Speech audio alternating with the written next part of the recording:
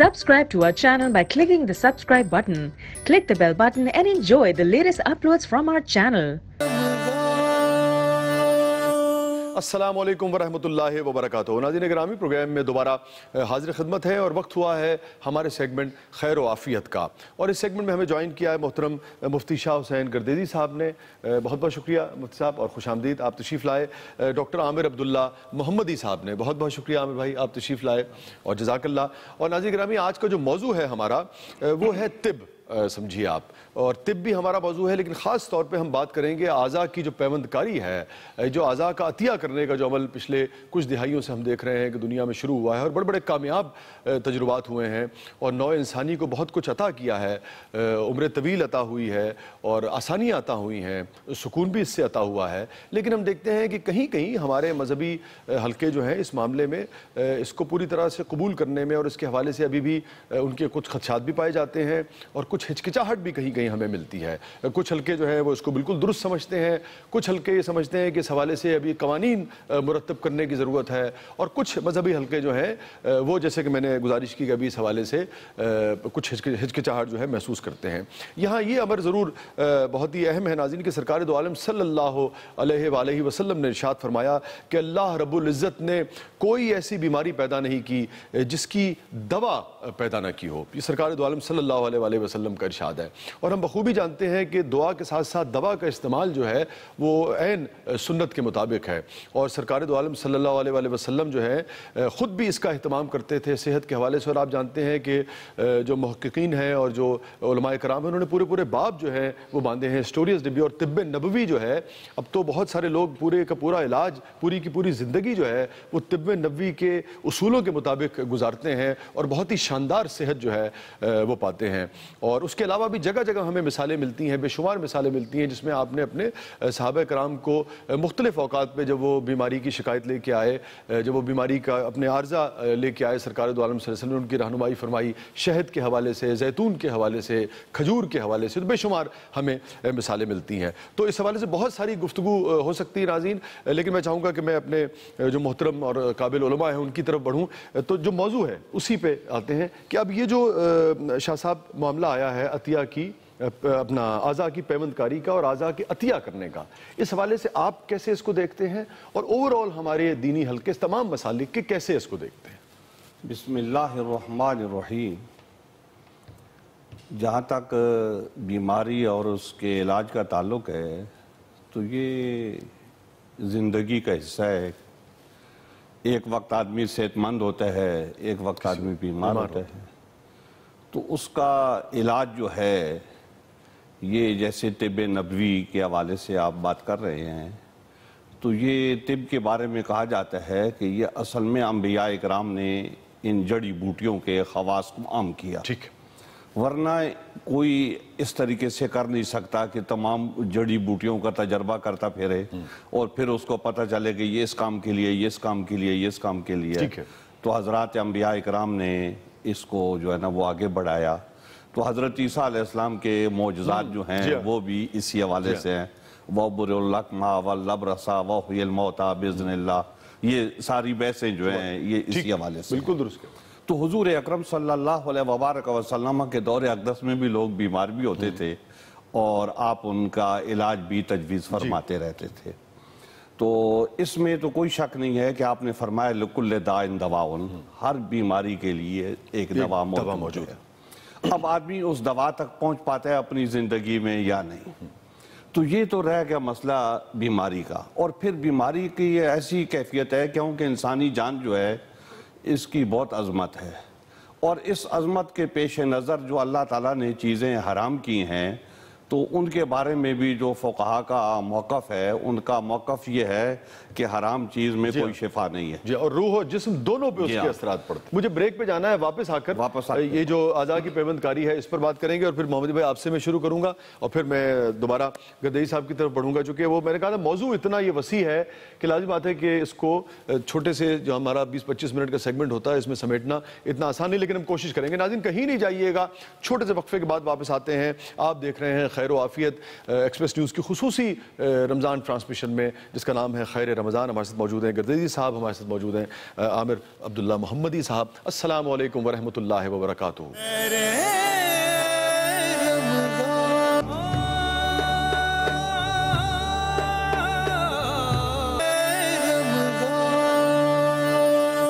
السلام علیکم ورحمۃ اللہ وبرکاتہ. ناظرین گرامی، پروگرام میں دوبارہ حاضر خدمت ہے. ایک مرتبہ پھر خوش آمدید. ہمارا سیگمنٹ ہے خیر و عافیت، اور آج کا ہمارا موضوع ہے اعضاء کی پیوند کاری اور اعضاء کا جو عطیہ کرنا ہے. اس کے حوالے سے اسلام کیا رہنمائی فراہم کرتا ہے، اسلام کے احکامات جو ہیں وہ کیا ہیں. گردئی صاحب سے ہم نے گفتگو شروع کی تھی، اور گردئی صاحب نے طب کے حوالے سے، صحت کے حوالے سے، انسانی جسم کے حوالے سے جو اسلامی تعلیمات ہیں، اور بڑی واضح ہیں کہ اسلامی یعنی کہ جسم جو ہے اس کی آپ نے بھرپور حفاظت کرنی ہے اور صحت مند رہنا ہے. وہ جو سرکار دو عالم صلی اللہ علیہ وآلہ وسلم نے فرمایا بھی ہے، ارشاد ہے کہ ایک توانا مومن جو ہے وہ کمزور مومن سے بہتر ہے. یقیناً بے پناہ بلاغت ہے اس کے اندر، لیکن ایک پہلو اس کا بہرحال جسم کے حوالے سے بھی ہے. میں چاہوں گا کہ حضرت ہم خاص طور پہ جو موضوع ہے ہمارا کہ اعضاء کا عطیہ کرنا، اس کو کیسے دیکھتے ہیں ہمارے مختلف جو مذہبی حلقے ہیں. بسم اللہ الرحمن الرحیم. دیکھیے، نبی کریم صلی اللہ علیہ وسلم کے عہد مبارک میں موجودہ میڈیکل سائنس نے وہ ترقی نہیں کی تھی جو آج کر چکی ہے، اور ہر چیز کا ایک ارتقا ہوتا ہے. سبحان اللہ. نبی کریم صلی اللہ علیہ وسلم نے بنیادی باتیں اپنی امت کو ارشاد فرمائی. بڑی عمدہ بات کی آپ. مثال کے طور پر آپ نے فرمایا کہ علاج کراؤ. صحابہ کرام میں ایک طبقہ تھا جو یہ سمجھ رہا تھا کہ اللہ کی طرف سے بیماری آئی ہے اور یہ بیماری تقدیر کا حصہ ہے، تو ہم علاج نہیں کرائیں گے، کیونکہ اگر ہم علاج کرائیں گے تو گویا ہم تقدیر سے لڑیں گے. تو فرمایا نہیں، تمہارا علاج کرانا، دوا لینا بھی اللہ کی تقدیر میں شامل ہے. سبحان اللہ. اس طرح دعا کے بارے میں فرمایا گیا. تو اب سچویشن یہ ہے کہ یہ جو اعضاء کے عطیہ کرنے کا یا اعضاء کی پیوندکاری کا جو ایشو ہے، یہ جو مسئلہ ہے، جو سوال ہے، وہ دور جدید کا سوال ہے. اور علماء کرام اور فقہائے عظام، مسلمانوں کے اسکالرز اس حوالے سے برسہ برس تحقیقات کر رہے ہیں کہ جو امور اللہ کے حبیب صلی اللہ علیہ وسلم کے زمانے میں خیر القرون میں موجود نہیں تھے، بعد میں پیدا ہوئے، تو ان کے بارے میں اجتہاد کے ذریعے، قیاس کے ذریعے، علت دیکھ کر، مصلحت دیکھ کر فیصلہ صادر کیا جائے. اور جیسے آپ نے فرمایا کہ بنیاد وہی ہوگی جو اس وقت فراہم کر دی گئی کہ علاج جو ہے ہر چیز کی ایک علت ہوا کرتی ہے. صحابہ آپ کا ارشاد ہے کہ مردوں کے لیے ریشم پہننا منع ہے، عورتوں کے لیے اجازت ہے. لیکن دو صحابہ کرام جن کو سفر کے دوران خارش ہو جاتی ہے، جلدی اسکن کی ایک ڈیزیز ہو جاتی ہے، آپ انہیں اجازت دے دیتے ہیں. تو ریشم پہننا علت اس کی تکبر تھا مردوں کے لیے، تو وہ حرام ہو گیا. بڑی عمدہ بات کی. لیکن علاج کی غرض سے علت بدل گئی تو وہ حلال ہو گیا. بالکل جیسے ابھی حضرت نے فرمایا تھا.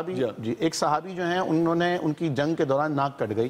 ویسے آپ دیکھیے بھائی، ایسی بات کبھی کبھی دل ایسا یعنی کہ جسے کہتے ہیں نا کہ گداز ہو جاتا ہے کہ ایسا دین آسان ہے، یہ ایسی ایسی سہولت ہے اور ایسی ایسی آسانی فراہم کی گئی ہے، اور اس کے باوجود ہم اس سے کیوں نبی اللہ کا فرمان ہے دین یسر، دین آسان ہے. خود آپ فرماتے ہیں یسروا ولا تعسروا، لوگوں کے لیے آسانیاں پیدا کرو، سختی پیدا نہ کرو. بشروا، لوگوں کو خوشخبریاں دو، ولا تنفروا، متنفر مت کرو. تو میں عرض کر رہا تھا کہ ایک صحابی کی دوران جنگ، جہاد کے دوران ان کی ناک جو ہے وہ فزیکلی طور پر کٹ جاتی ہے، تو وہ چاندی کی ناک بنوا کر لگاتے ہیں، کیونکہ سونا مرد کے لیے حرام ہے، گولڈ. اس میں کیمیکلی ایک بدبو سی پیدا ہو جاتی ہے جو ان کو ناگوار لگتی ہے. اللہ کے حبیب سے اجازت لیتے ہیں، آپ اجازت دیتے ہیں کہ تم سونے کی ناک بنا، چونکہ تمہاری ضرورت ہے ابھی. یعنی ضرورت نہیں، علت بدل گئی. جی علت بدل گئی، میں اسی لیے کہہ رہا ہوں. تو اب ضرورت تو ایک بادشاہ کی ضرورت ہے کنگن پہنے، لیکن وہ نہیں، علت بدل گئی. اب یہاں پر اگر فقہاء مطلب علت بدلنے کی وجہ سے ضرورت بن گئی، میں یہ کہنا چاہتا ہوں. اب دیکھیے، انتقال خون کا مسئلہ مسلمانوں میں بہت عرصے تک متنازع رہا ہے کہ آیا کسی کا خون کسی کو منتقل کیا جا سکتا ہے یا نہیں، کیونکہ خون جب منتقل ہوتا ہے یا باہر نکلتا ہے تو وہ حرام ہوتا ہے، اور انسانی جان کی حرمت اور اس کا تقدس اس بات کا متقاضی ہے کہ اس کا خون کسی اور کو منتقل نہ کیا جائے. لیکن انسان کی جان بچانے کے لیے ابھی آپ دیکھیں نا، قرآن کریم کہتا ہے وَمَنْ أَحْيَاءَ فَكَأَنَّمَا أَحْيَا النَّاسَ جَمِيعًا، اس سے کسی ایک فرد کی جان بچا دیا.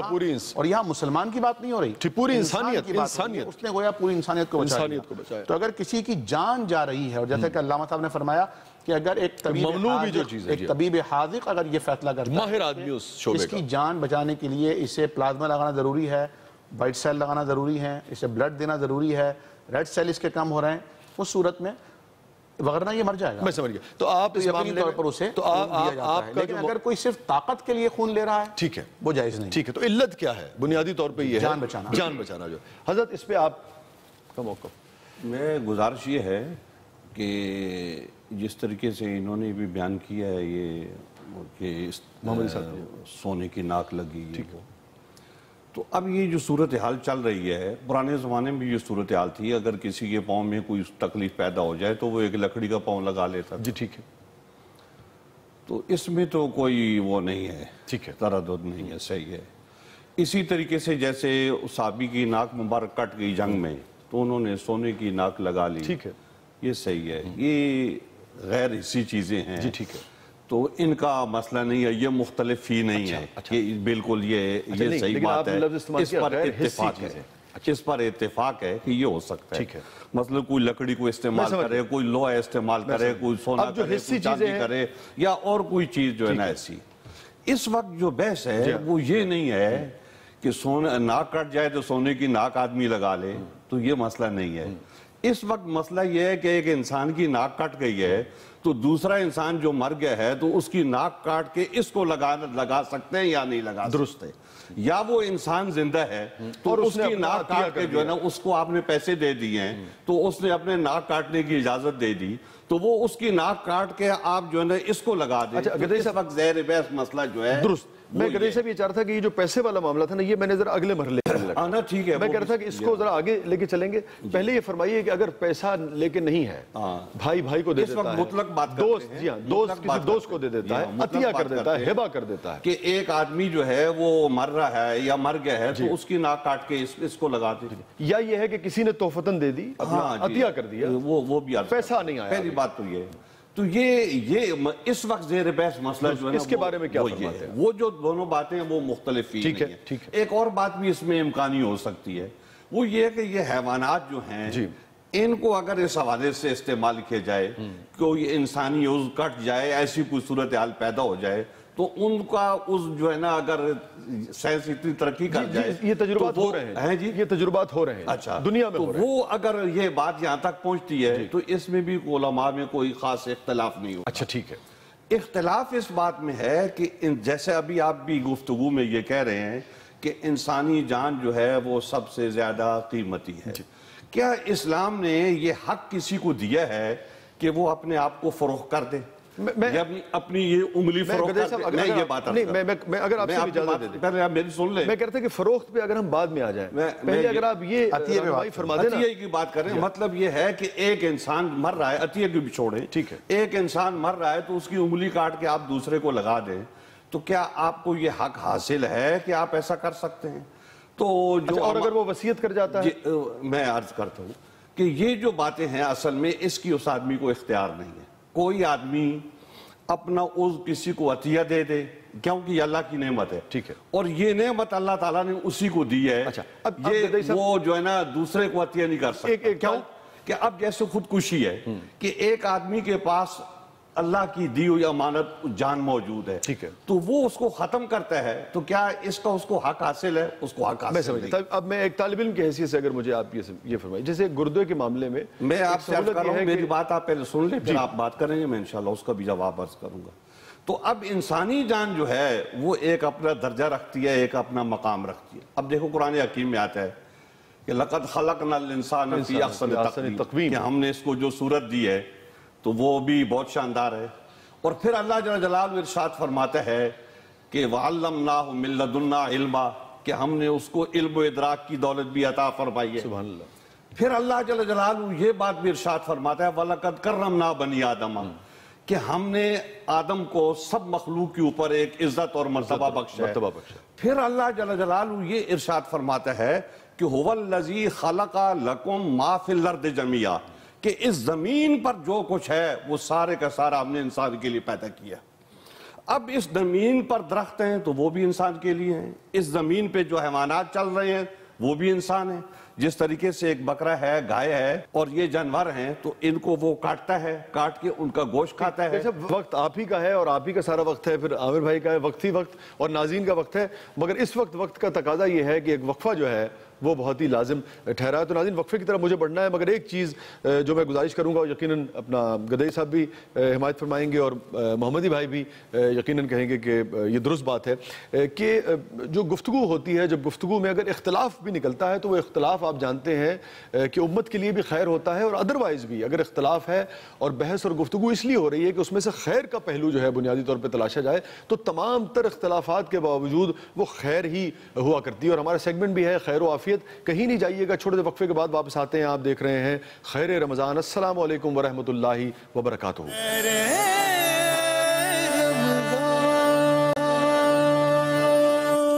السلام علیکم ورحمۃ اللہ وبرکاتہ۔ ناظرین گرامی، پروگرام میں دوبارہ حاضر خدمت ہے، ایک مرتبہ پھر خوش آمدید۔ ہمارا سیگمنٹ ہے خیر و عافیت، اور آج کا جو موضوع اس وقت جو زیر بحث ہے وہ ہے کہ اعضاء کی جو پیوندکاری ہے، اعضاء کا جو عطیہ کرنا ہے، اس حوالے سے اسلام کی تعلیمات کیا کہتی ہیں، اسلام کیا رہنمائی ہمیں فراہم کرتا ہے۔ حضرت علامہ اپنا مفتی صاحب جو بات کر رہے تھے، اس سے تو یہ لگ رہا تھا کہ مفتی صاحب اس کے بہت حق میں نہیں ہیں، اور انہوں نے جو میں سمجھ پایا ہوں وہ سمجھ کہ جو حصی جہاں پہ حص آ جاتی ہے تو وہ لکڑی کے اور اس طرح کے اعضاء کی پیوندکاری ہے، وہ تو کہہ رہے ہیں درست ہے، ادروائز ان کا یہ کہنا ہے، میں پھر دوبارہ ان کی طرف جاؤں گا، اب تک جو میں سمجھ پایا ہوں وہ اس کے بہت حق میں نہیں ہے، باقی پھر میں آپ دوبارہ آتا ہوں۔ جی دیکھیے، مفتی صاحب جو بات فرما رہے ہیں اس پر تمام مسالک کے علماء کرام خصوصاً پاکستان میں یہی بات کہہ رہے ہیں، اور تمام کے تمام علماء کرام، لیکن میں ایک بات، میں یعنی کوئی اپنا فتویٰ نہیں دے سکتا، اس پوزیشن میں نہیں ہوں، نہ میں کوئی اس فقہی بحث میں کوئی اپنی رائے دینے کا اہل ہوں، لیکن میں بھی ایک طالب علمانہ سوال یا علماء کرام کی خدمت میں ایک اس چیلنج کو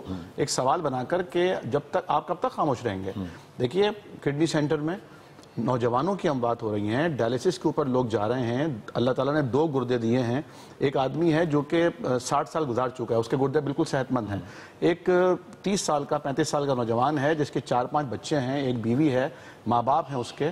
اگر وہ بزرگ یہ وصیت کر جاتا ہے کہ میں اللہ تعالیٰ کے لیے، کہ اللہ تعالیٰ نے فرمایا ہے کہ صدقہ کرو، خیرات کرو، ٹھیک ہے، قرآن و حدیث سے ہمیں اس کی کوئی دلیل، کوئی نظیر نہیں ملتی، اور انسان اپنی جان کا حقدار نہیں ہے، انسان کی یہ امانت ہے اللہ تعالیٰ کی، بالکل فرمایا ہے۔ لیکن میں نے جیسا کہ پہلے آغاز میں عرض کیا تھا، اچھا اس کا ایک پہلو ضرور ہے، اس وقت بھی جان بچانے کے لیے یہ اعضاء کی پیوندکاری تو نہیں تھی، لیکن ایک مسلمان کی جان بچانے کے لیے جان دے تو دیا کرتے تھے نا، یہ بھی تو ایک اینگل ہے، یہ سوال جہاد بھی تو یہی سب کچھ ہے۔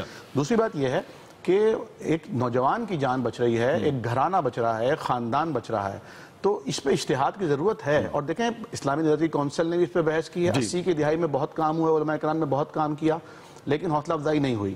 دوسری طرف ٹرانسپلانٹیشن کی طرف میڈیکل سائنس نے بہت ترقی کی، انڈیا جا کے لوگوں نے کرایا، اب پاکستان میں اب جگر کی پیوندکاری۔ دیکھیں، میں یہ نہیں کہہ رہا کہ آپ حسن میں اضافے کے لیے کسی کے ہونٹ لگا لیجئے، میں یہ نہیں عرض کرنا چاہتا کہ آپ کی اگر ناک کٹ جائے تو آپ کسی انسان کی ناک لگائیے۔ زندہ رہنے کے لیے اور تکلیف سے بچنے کے لیے، زندہ رہنے کے لیے جن چیزوں کی ضرورت ہے، مثال کے طور پر جگر ہے یا کڈنی ہے، اس قسم کے جو ہارٹ کا بھی اب تو اس قسم کے جو اعضاء ہیں جو زندگی کے لیے اعضاء رئیسہ ان زندگی کے لیے ضروری ہے، تو زندگی، انسانی زندگی بچانے کے لیے کوئی اجتہاد ہونا چاہیے۔ اور اسلامی پھر یہ جو کورنیا ہے، جو آنکھوں کا، جو رابطہ عالم اسلامی کا اسلامی فقہ اکیڈمی ہے، اس کے تمام ارکان نے اس کے حق میں فتویٰ دیا تھا، ایک رکن نے اس کی مخالفت میں فتویٰ دیا تھا، تو وہاں پر ہمارے علماء کرام نے کہا کہ ہم اس اجماع کو نہیں مانیں گے، ایک کی رائے کیونکہ صحیح ہے تو اس کی رائے کو ہم مانیں گے۔ مفتی صاحب 1 منٹ ہے بس ذرا۔ بات یہ میں عرض کر رہا تھا، اور انہوں نے بھی قبول کی ہے کہ انسان کو یہ حق نہیں ہے کہ وہ اپنی یہ جسمانی کوئی چیز، کوئی عضو جو ہے وہ کسی کو دے دے، اس کے پاس اختیار نہیں ہے۔ تو جب اس کے پاس اختیار نہیں ہے تو پھر وہ کس طریقے سے کسی کو عطیہ کر سکتا ہے، یا کسی کو کیا حق پہنچتا ہے کہ اس کے مرنے کے بعد جو ہے وہ اس کا کوئی عضو کاٹ کے دوسری جگہ پر وہ استعمال کریں۔ تو یہ جو بات ہے نا، جس طریقے سے حضرت بھی فرما رہے ہیں، ڈاکٹر صاحب بھی، کہ حضور اکرم صلی اللہ علیہ وبارک وسلم کی خدمت عالیہ میں ایک عورت حاضر ہوئی، اس نے کہا یا رسول اللہ مجھے مر گیا اور میں اس سے بڑی پریشان ہوں۔ آپ نے اس سے فرمایا کہ 2 باتیں، ایک بات یہ ہے کہ میں تمہارے لیے دعا کرتا ہوں تم ٹھیک ہو جاؤ، دوسری بات یہ ہے کہ تم اسی حالت میں رہو اور اس دنیا سے اسی بیماری میں جاؤ تو تمہیں جنت ملے گی براہ راست۔ تو اب آپ کون سی چیز چاہتی ہیں؟ اس میں ایک اگر میں عرض کرتا ہوں، آپ کون سی چیز چاہتی ہیں؟ تو اس نے کہا یا رسول اللہ میں اسی عادت میں رہے کہ میں جنت میں جانا چاہتا ہوں۔ ٹھیک ہے، لیکن میرے کہنے کا مطلب یہ ہے، لیکن مفتی صاحب ہمیں یہ بھی تو مثال ملتی ہے نا کہ آپ کی خدمت میں تشریف لائے صحابی اور انہوں نے کہا کہ میرے میرے بیٹے کو، جی ہاں، اپنا میرا جو بیٹا ہے اس کو موشن دست کی بیماری ہے، تو سرکار نے فرمایا کہ آپ شہد اسے چٹاؤ. وہ 1 مرتبہ آئے، 2 مرتبہ آئے، 3، پھر سرکار نے فرمایا کہ تیرے بیٹے کا پیٹ جھوٹ بولتا ہے، اور پھر اس کے بعد شفا ہو گئی. تو یہ بھی تو ہے نا کہ شفا جو ہے مطلب اور دیکھو یہ دوا ہے. جی دوا جو آپ کہہ رہے ہیں اس میں کوئی اختلاف نہیں، یہ دوا ہے. لیکن جس کے اوپر آپ یہ ساری باتیں کر کے استدلال کر رہے ہیں وہ انسان کی جان ہے، اور اس کا عضو کاٹ کے آپ دوسری جگہ استعمال میں بالکل دیکھیں یہ جو آپ کی یہ جو بات ہے یہ اور ہے اور وہ اور ہے. انہوں نے بھی یہ بات مانی ہے کہ پاکستان کے علماء کرام جو ہیں ابھی تک اس حوالے سے وہ ان چیزوں کو قبول نہیں کرتے. قبول اس لیے نہیں کر رہے کہ شریعت میں ان کو گنجائش اس لیے کہ امانت ہے. جی ہاں، جس طریقے جب ان کو شریعت میں کوئی گنجائش نظر آئے گی تو وہ اس کو ضرور قبول کریں گے. لیکن ابھی صورتحال جو ہے ایسی نہیں ہے کہ علماء کرام کا علم وہاں تک پہنچا ہو اور ان کے نوٹس میں ایسی کوئی بات. ان کی روشنی میں یہ فرما دیجئے کہ اس میں اس معاملے پہ یہ آپ سمجھتے ہیں کہ اجتہاد کی گنجائش بہرحال نکلتی ہے؟ دیکھیں اجتہاد کا یہ مطلب نہیں ہوتا کہ آپ قرآن و سنت کے خلاف میں یہی کہہ رہا ہوں، میں یہ نہیں کہہ رہا. جو قرآنی بنیادیں آپ سمجھتے ہیں کہ گنجائش نکلتی ہے یا نہیں نکلتی جو ہیں ان کے اوپر اجتہاد کیا جاتا ہے. حضور اکرم صلی اللہ علیہ وبارک وسلم کی حدیث ہیں تو ان چیزوں میں اجتہاد کیا جاتا ہے. جی بالکل اس میں اجتہاد نہیں ہو سکتا کہ ایک حرام کو آپ حلال کر دیں اور حلال کو حرام کر دیں، یہ نہیں ہو سکتا. میں سمجھ گیا. تو اس میں آپ سمجھتے ہیں کہ اجتہاد کی بھی آپ کے نزدیک گنجائش نہیں ہے؟ میرا مطلب میں یہ پوچھنا چاہتا ہوں اجتہاد کا یہ مطلب آپ زبردستی جیسے اجتہاد کروا رہے ہیں.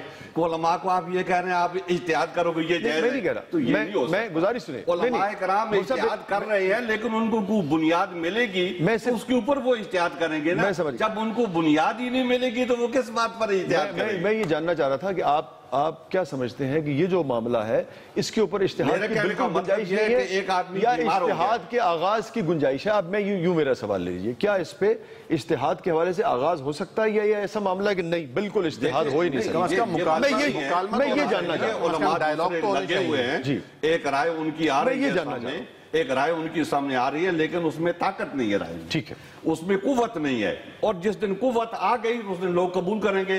لیکن ابھی تک ایسی کوئی صورتحال پیدا نہیں ہو رہی.